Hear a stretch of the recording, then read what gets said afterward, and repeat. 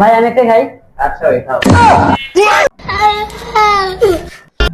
দিয়া দিয়া দিয়া, তুই কি কাজ করস? তুই কাস্টমার হয়রানি করতেছস, তুই তো দোকানের কোনো কাজই করস না। কাস্টমারের খাবার দিছস, আবার কাস্টমার খাবার খেয়ে লিখতেছস।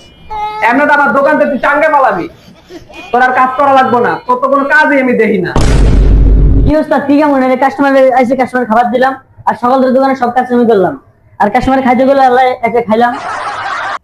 তুই কি কাজ করস আমার জানা গেছে, তোর লেগে আমার কাস্টমার নষ্ট হইব, বুঝছস? তোর দিয়ে আমার কোনো কাজ হইব না।